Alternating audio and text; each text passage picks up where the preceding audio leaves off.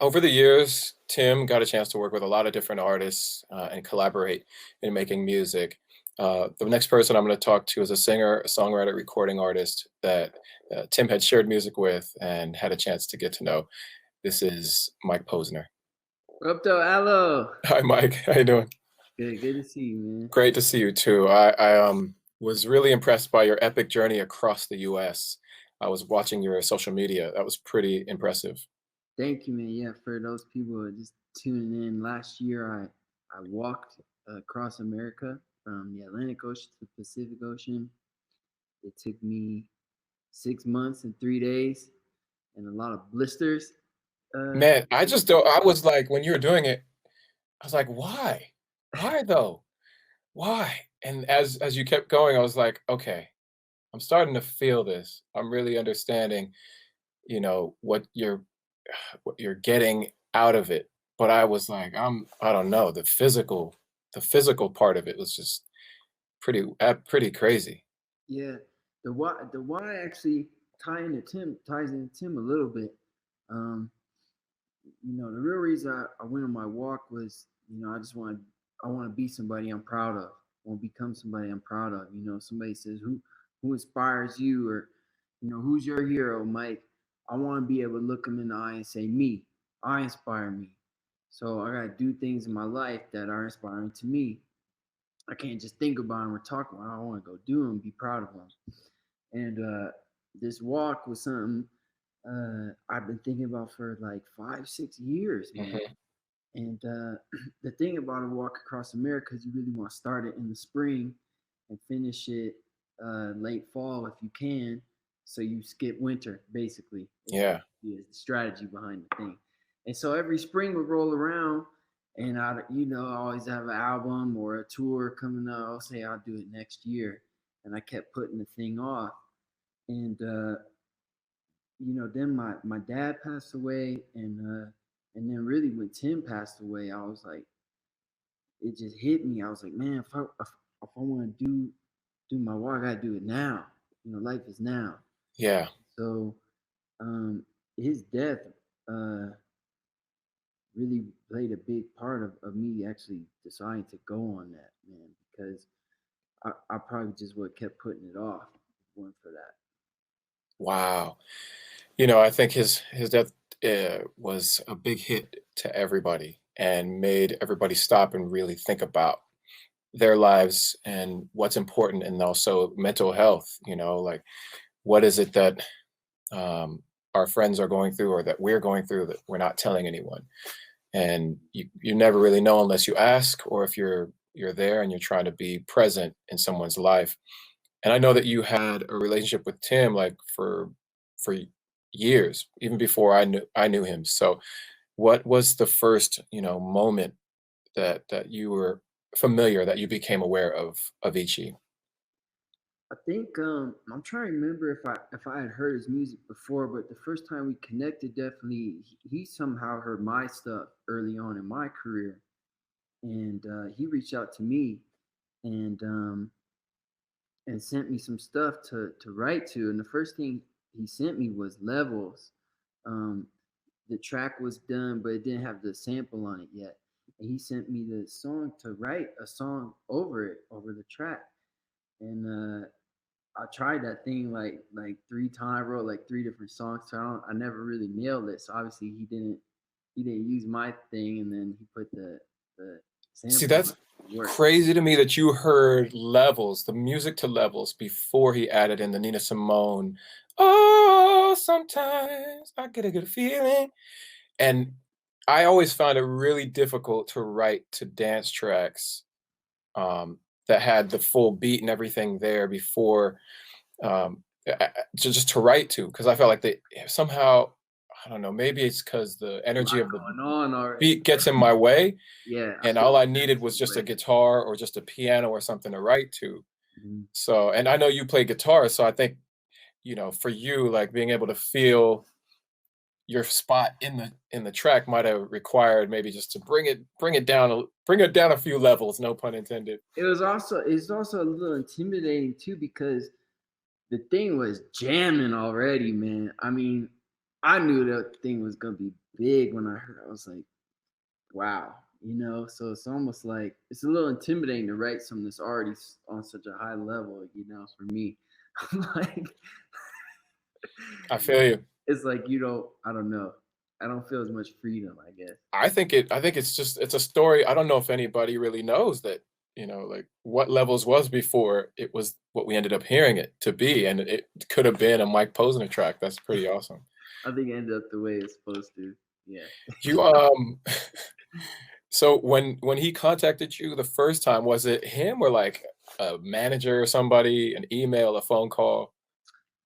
I think initially it was maybe Ash reached out, and Mhm. then I think I do have a really blurry memory, foggy memory of talking to him on the phone, like, and I was in a hotel somewhere on tour and just connecting, and then the thing I loved about Tim was, as you know, the artist career ebbs and flows, and there's ups and downs, um, and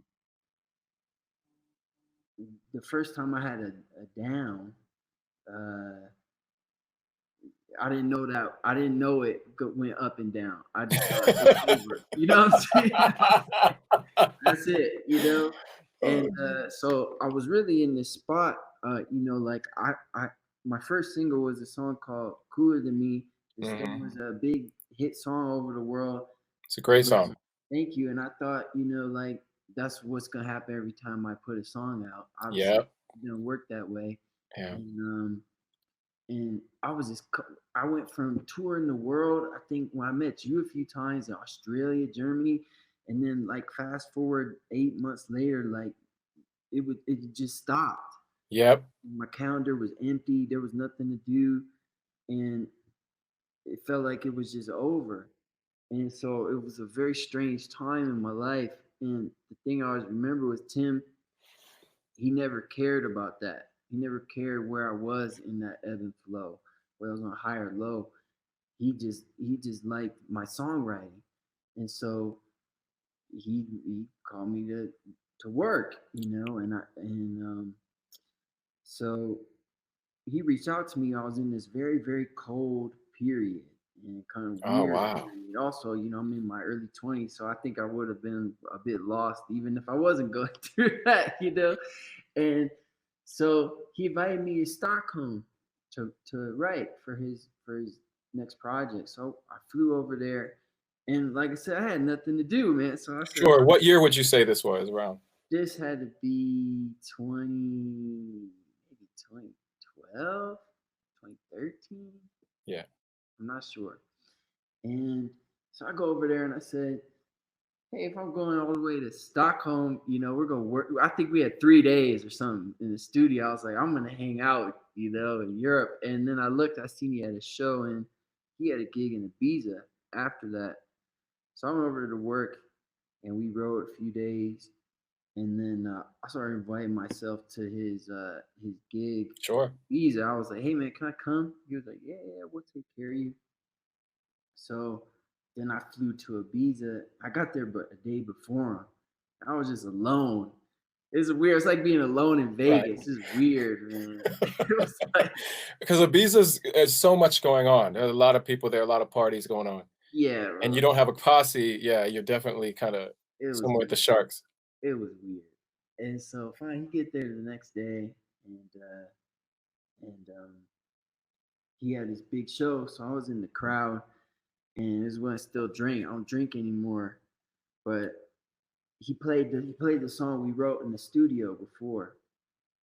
And I thought, oh, this is cool, man. My voice come through the big speakers.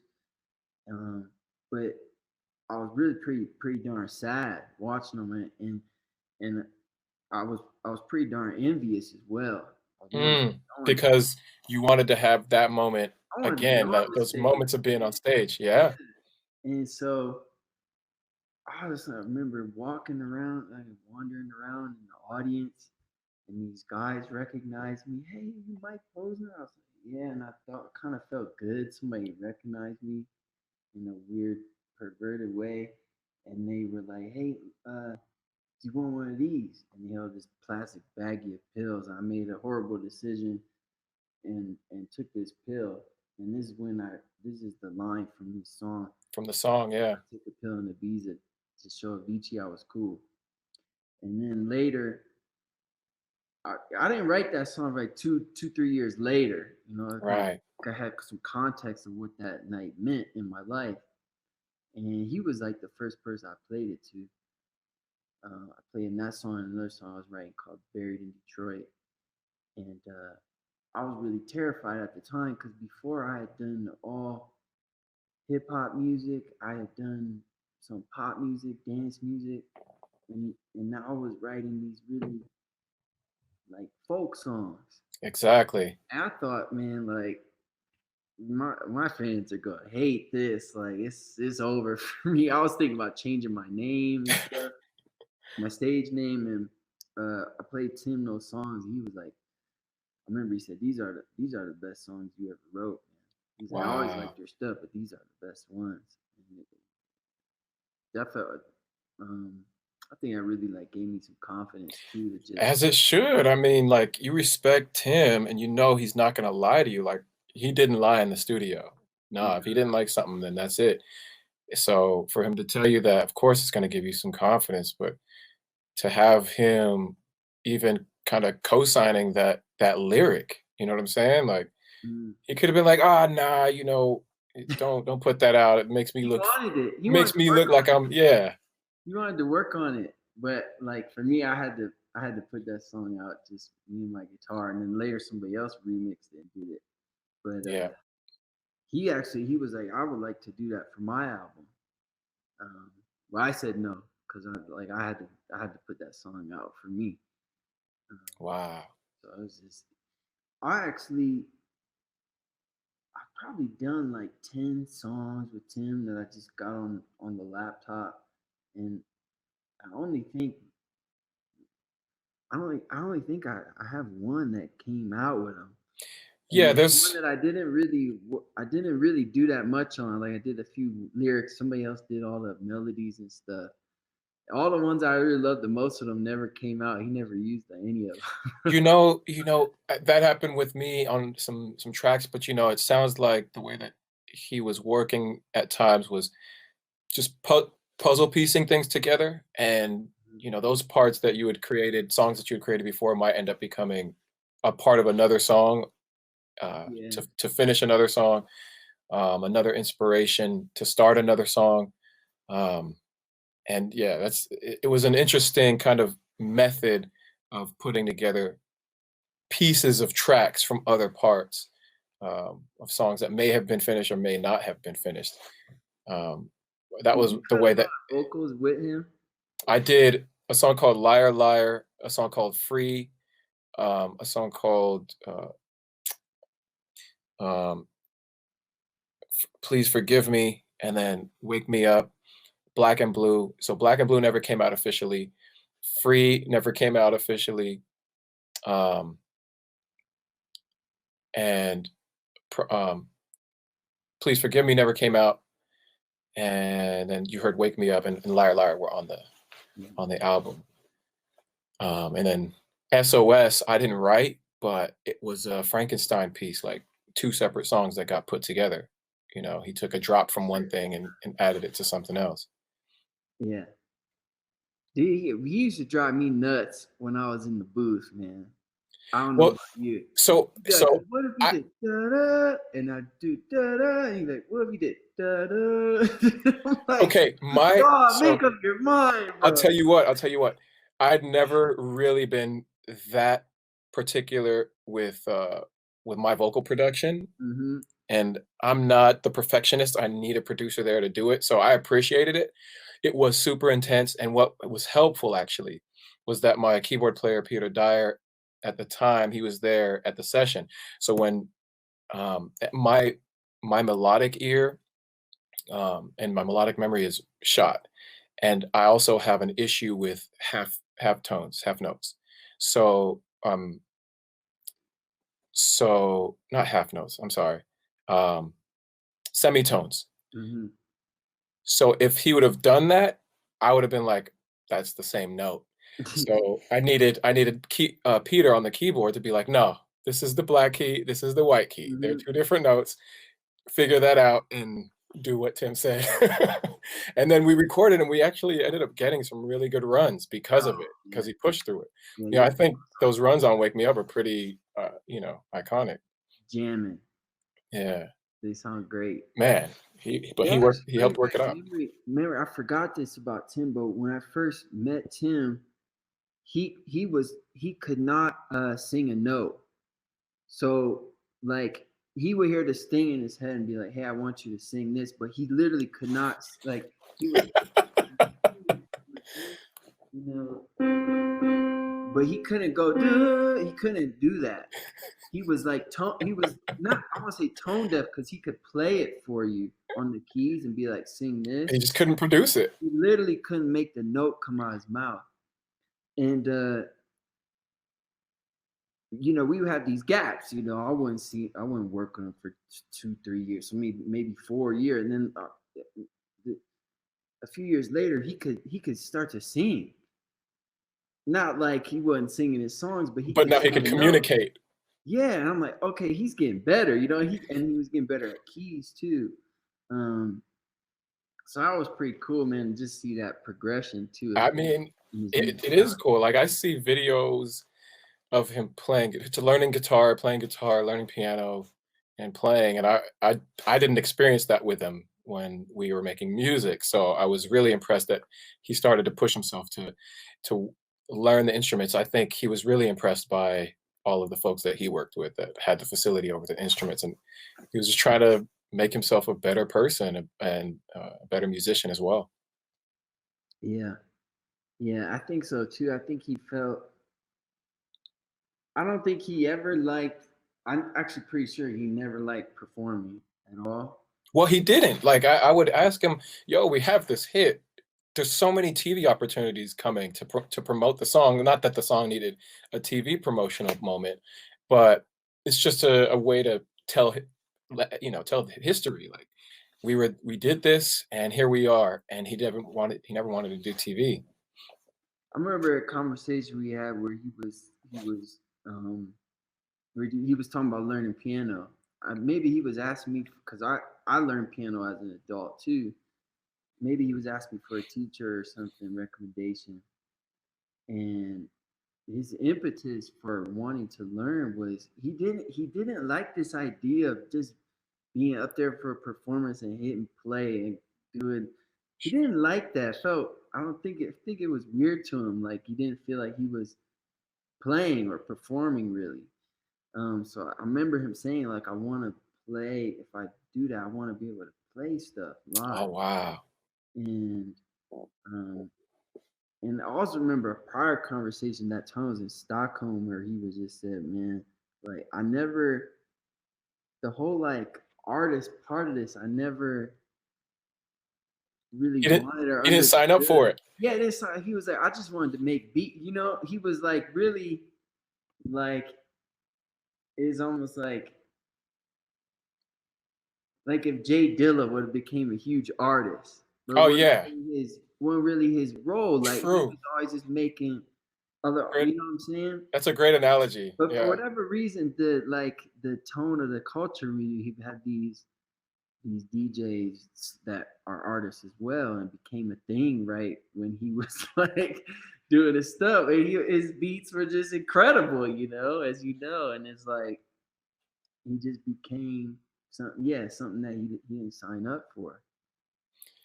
Yeah. I think, the kinda lifestyle that Tim ended up leading because of the success of the music, because the demand was so high, because you could do it, and why would you say no kinda thing, that really took a toll, but, he was able to escape it and, like, quit the tour life and just get solid for a little bit, which is great, so, I'm glad that he found that peace, I think, even before he passed away. Mm. Thing's so confusing to me is like I went over his house, maybe 3 weeks before he died, Mhm. and he seemed like normal to me. Guaranteed, right? Like, I Yeah, was communicating before the documentary came out, and just felt like he was at 100%, you know? But how could we So, get that so wrong? well, maybe we weren't wrong, dog. I mean, I just feel like you never know what triggers there are, and anything could have happened in within a 24-hour span, That's true. you know? Because honestly, like, for him, everybody around feels exactly the way you felt and I feel about those last moments, the last, month or so that we were in communication. Mhm. So, I just feel like he gave us the best of him, and we have that to carry on his legacy for time and eternity. And for every April 20th that I can, continue to carry this tribute on or to pass it to other folks that want to help to carry on the tribute, I think we just got to remember him and share the music. Yeah. Bro, I thank you for joining me and telling your story and your memories of Tim. Appreciate you. Come on, man. I appreciate you and all the work you do too as well, man. You incredible artist. So it's cool to talk to you and remember our buddy. Thanks, Right man. on. Thank you. Cool.